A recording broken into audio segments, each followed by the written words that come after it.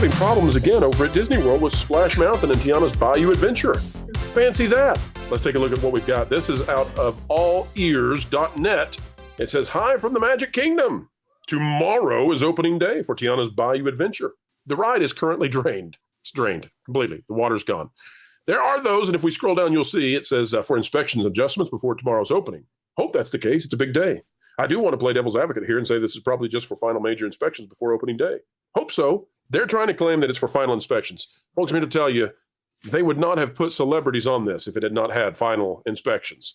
Ron, walk us through what's been going on with Tiana's Bayou Adventure while I take a hammer and start beating away on StreamYard to get these super chats to work again. Oh, gosh. Well, let me tell you, I was there yesterday. Now, yesterday it was running for cast member previews. The funny part of that to me is that I have been a part of many cast member previews, many. And I'm telling you, cast member previews are filled to the brim. Cast want to ride new stuff. Tron was filled. Guardians of the Galaxy was filled. Mickey and Minnie Runaway Railway, Remy's Ratatouille Adventure, all filled, all up to the very, very last spots the cast members could go on. I was there yesterday. The ride was actually operating, and nobody was there. I mean, I would watch a boat come down with a family of 4 or 5 cast members. Sometimes it would just be 1 or 2 cast members. But in between that, it was 6 or 7 or 10 empty boats. Then I looked over at the queue when I got up on the train because you can look over. You weren't allowed down because they were blocking regular folks out. But you go up on the train platform and you can look down into the queue. And I mean, nobody was there. It was dead. It wasn't like the cast member previews that Lorraine and I went to. And there's no reason for that other than apparently there's not even enough cast members that care about this ride. I'll give you another reason, though, Ron. These cast members are there on their own time, right? Yeah, but there's 80,000, 70,000. All I'm saying is if they heard what was going on, or even if they tried one of the earlier days and couldn't get on because it wasn't running, they're going like, I have a life to live and nobody's paying me to be here when this is happening. Right. And maybe I don't want to dedicate a day to standing in a long line and getting nothing. So, I spoke to 2 friends of mine that were exactly that position, that they're like, oh, today's my cast member preview day, but I have something better to do. And then this today just tells me that it's not that it's being inspected by outside of Disney, but they are freaked out about tomorrow, and they want to make sure that their sensors are in place for the animatronics, that everything works. Let's drain this thing, see what other problems we got going on, because we're opening this to the public tomorrow. I'm going to go out there regardless of whether I get on the ride, and I don't really care. But yeah, I want to see what's happening because I've never seen anything. I've not seen any attraction have this many issues, and this is an attraction that was there before that they were supposed to have the time to revamp and do really well with when it opened back up. And regardless of whether people are going to like the reskin or not, it should actually work. One would assume, but they've also worked on their app now to make sure that it says paused when it's broken. Yes. And so that was the easier thing apparently to fix it. All right, well, let's go to Erika now. Erika, give us your thoughts on the changes to Tiana's Bayou Adventure with them draining the water out just one day before they're supposed to put the public on this thing. It's not the greatest look, I would say, at the very least. I've never seen an attraction be worked on in broad daylight when you're during working hours when it's technically, on stage. So, I mean, I've never worked for them. I'm just going off of, being an outsider looking in, especially with family having worked for the company. And usually stuff like this is done at night, from my understanding. Yes. Yeah. And what I don't understand is, this attraction worked for so many years flawlessly. What is it that they've done to it for it to have all these mechanical fails? And I'm not speaking in terms of the animatronics. I mean, just like the flume itself. What is it with the boats and the flow of the water in the boats that is not sinking? I don't know. I'm not. Well, here's what I have heard, and Ron, you correct me on this. What I have heard is that they, for whatever reason, they decided to redo all of the sensors on this thing and the computer system that controls them. And that's caused major problems. Why you would do that, I don't know. The other system worked. So that would, anyway. The other thing that's going on here is that the animatronics, rather than playing on a loop regardless, which was the Splash Mountain system, and again worked, they've decided to make this. And I think this is just a designing flaw, tremendous designing flaw.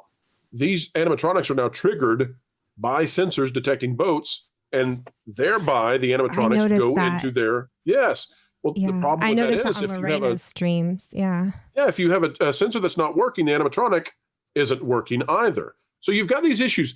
Elon Musk has this saying, the best part is no part, right? So when you're trying to design something, if it doesn't require a part, eliminate the part to the best of your ability. And it seems like what they did with this ride is they introduced all kinds of new parts that can break where there were no parts before. Am I wrong? Am I wrong? No. So what's going on? I think the same thing, what you said, the sensors. Here's what would happen, I think, if a sensor not freezes up, but gets stuck. Okay, so what happens is in any electronic problem, electronic product, when it gets stuck, that heats up. When that heats up, that burns out. If I had to guess, I'm thinking that this thing's going through fuses. This actually just happened to our dryer at home, so I'm kind of comparing it to that. But if that's it's a big dryer, Ron. That's a big dryer. It is. It's a gas dryer. But if it's heating up and burning out fuses, and then you complicate that with the humidity of a water ride, and you complicate that with having redone the track. I mean, it's just complication that they're trying to implement new technology into an old ride, and it's just not sticking. And it's even worse than what they had with like Rise of the Resistance and the battery tracks underneath the track there, because it's a trackless ride. Just the floor's got certain batteries that would go out. This is even worse. It's 1,000 times worse. And I was on it, and the weirdest thing is, I will tell you this.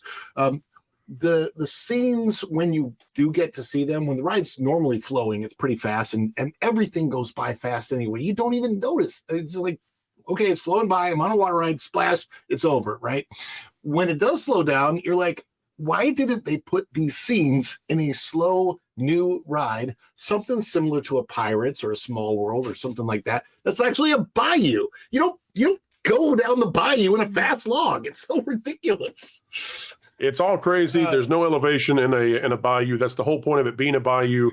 It's like trying to transform Thunder Mountain Railroad into being based on Kansas. Good luck with that.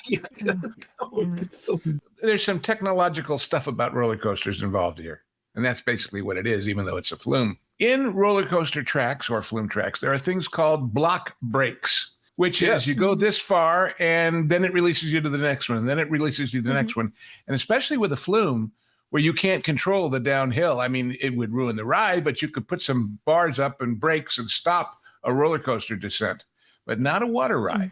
So if they don't show up in the order and timing that they're supposed to, they start backing up. And the thing I first noticed when we saw that very first video was, A, the logs are backing up like crazy, and B, when they get to these scenes that they're supposed to be slow so you can know what's going on, they blow right past them, or the scene isn't over by the time you go past it. So that synchronization, that's not rocket science. That's something people do with roller coasters. And it is one of the things that when the ride is close to being ready and everything else is working, that you basically block out a week or two of your schedule to set up and make sure it's working. And you heard it here first, folks. The flow of the water that makes the boats go. Like, what is it? Because it doesn't feel like it's on a track. No, it's on a track to keep it from wandering in the trough. But it's the water is what's moving it. And the logs also are propelled in certain places. They have a traditional kind of lift hill mechanism. They actually had this patented back when they built Splash Mountain. And when it's going down the hills, it's got a I don't remember if it has wheels or not. I think it actually does. Do the logs have wheels on? Do you remember? I seem to remember it being just belts, like slip pieces that go under. Yeah. Well, anyway, like the belt at your grocers that they put the food on to go by. That kind of a thing. Mm-hmm. Yeah. But folks, you heard it here first. The backside of Tafiti is blocked up and having a real hard passing those logs. So no good at all.